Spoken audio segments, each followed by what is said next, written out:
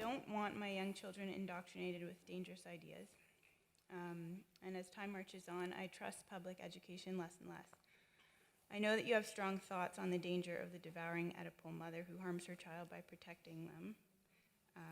And that's certainly not what I aspire to. I wonder if, in spite of your idea that kids need to become tough and learn to slay dragons, if you have anything good to say about the idea of homeschooling. Well, I don't have anything bad to say about it. I do know that the Quebec government has recently taken moves to make it much more difficult for people to homeschool their children. And it's not like 5 years ago, 15 years ago, I would have presumed that the vast majority of people who were homeschooling their children were to be viewed with skepticism initially. I'm not so sure about that anymore. For example, I was sent a poster today. Someone sent me this link that they found in a local junior high school, and one of the media pieces that were recommended on this poster was a movie called Hedwig and the Angry Inch. Now, I thought that was a terrible movie, even though I'm perfectly capable of enjoying bizarre movies. But so it's a bizarre movie, that's for sure, but I also thought it was a terrible, bitter movie. Terrible and bitter. Those are separate. A movie can be bitter and be quite great, but it was a terrible movie and it was a bitter movie. But I can tell you one bloody thing about that movie. It's not required viewing for 12-year-old kids. That's for sure. So I think you have increasing reason to be skeptical of the public education system. I also looked at the Elementary Teachers Federation of Ontario's guidelines for education from kindergarten to grade 8, and what that is in essence, and I think I will do a video about it in the relatively near future, is a blueprint for transforming children into social justice warriors. It basically says that. It's like you don't have to be a conspiracy theory to read that. We have social justice tribunals in Ontario. And so the idea is, well, if you're going to get your children, if you're going to get people to, what would you say, favor equity properly, well, then you better start teaching them while they're young. It's like, maybe not.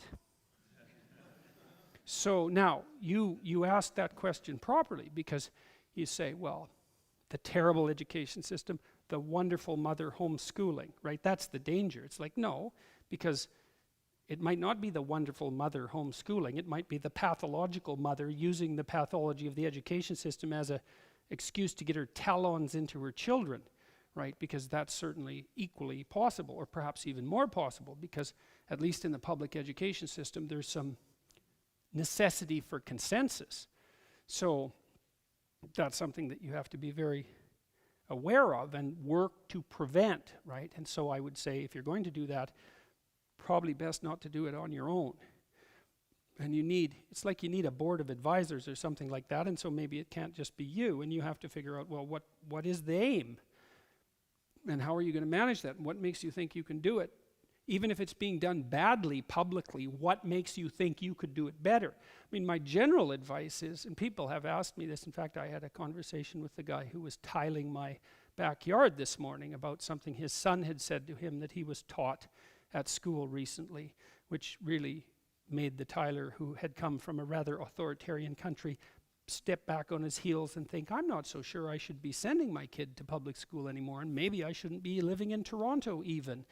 But my general advice is keep an eye on your kids and discuss with them what they're learning, and help equip them with the tools to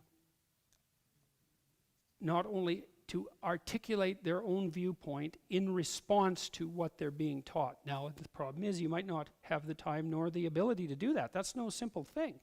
And increasingly, if you're unwilling to have your children participate in what is increasingly indoctrination and not education, thanks to, in no small part, to the Ontario Institute of the Studies on Education, which is an institution that I particularly despise, because I think that almost all it does now is produce indoctrinators of children.